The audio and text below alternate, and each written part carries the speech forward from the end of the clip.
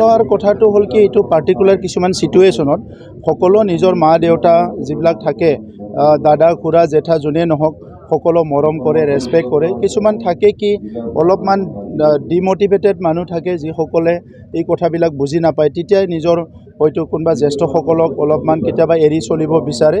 কিন্তু আজি লাহে লাহেকৈ আমাৰ মুখ্যমন্ত্ৰী ডাঙৰীয়াই বিভিন্ন আঁচনিৰ কথা কওঁতে যিবিলাক কথা ক'লে যে মা দেউতাৰ লগত সদায় সম্বন্ধ ৰাখিব লাগে, মা দেউতাক সহায় কৰিব লাগে, আমি আমাৰ লেভেলত বিভিন্ন এৱাৰনেছবিলাক কৰি আছোঁ। আৰু লাহে লাহেকৈ এতিয়া এই চেঞ্জিটাইজেশ্যন যিটো হৈছে বা এৱাৰনেছটো যিটো হৈছে এইকাৰণে পৰিৱেশটো সলনি হৈছে।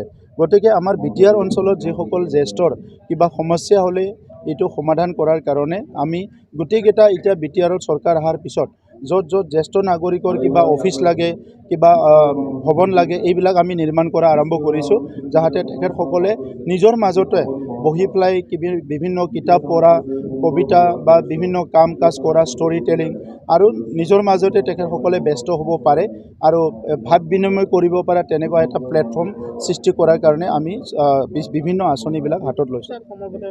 নহয়, ছেপ্টেম্বৰ আছে, বহুত দিন আছে আৰু ছেপ্টেম্বৰলৈকে আমি বহুত কাম কৰিবলৈ আৰু সময় আছে। এতিয়া আমি কাম কৰাত গুৰুত্ব দিছোঁ। ৰাজনৈতিক কথা কোনে বন্ধু হ'ব, কোনে শত্ৰু হ'ব, এইবিলাক আমি লাহেকৈ পাতিম বিহুৰ পিছত।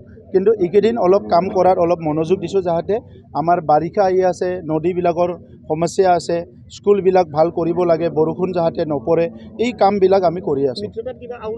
তেনেকুৱা একো নাই, এতিয়ালৈকে তেনেকুৱা একো নাই, চব ঠিকেই আছে।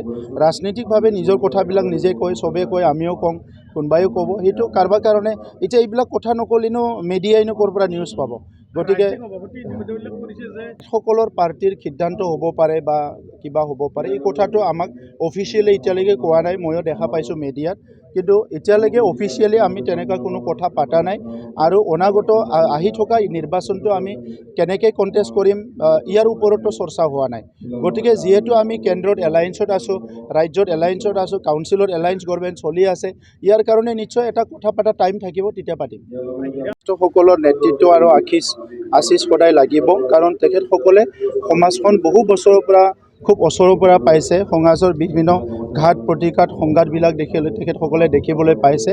চ' এনেকুৱা সময়ত জ্যেষ্ঠসকলে ওলাই আহি বিভিন্ন বিষয়ৰ ওপৰত কথা কোৱা, কাম কৰা, বিভিন্ন এক্টিভিটিবিলাক যেতিয়া আৰম্ভ কৰে, তেতিয়া সমাজখন এটা সঠিক দিশত আগবাঢ়ি যায়। গতিকে তামোলপুৰত আমি সৌভাগ্য যে আমাৰ সকলো জ্যেষ্ঠসকলে একত্ৰিত হৈ পেলাই কিছুমান কাম কাজ তেখেতসকলে আৰম্ভ কৰিছে। তেখেতসকলৰ ভৱিষ্যত জীৱন মংগল হওক, মই এইটোৱে কামনা কৰিছোঁ। দুইটা টিমকে, হাগ্ৰামা টিম আৰু আমাৰ নৱশৰণীয়া ডাঙৰ টিমক শুভেচ্ছা জনাইছোঁ। তেখেতসকলে অলৰেডি ট্ৰাই এণ্ড টেষ্ট, বড়োলেণ্ডৰ পলিটিক্সত they are already try and test, তেখেতক ৰাইজে সকলো গম পাই গৈছে। তো ইয়াৰ পিছত আৰু মই নতুনকৈতো আৰু কি ক'ব লগা আছে।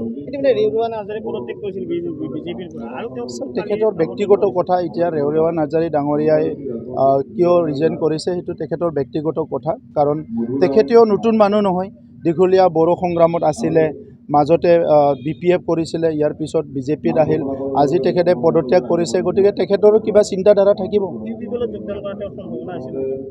এতিয়ালৈকে আলোচনা বিলোচনা তেনেকুৱা নাই, যদি কিবা থাকে পিছত আপোনালোকক ক'ম।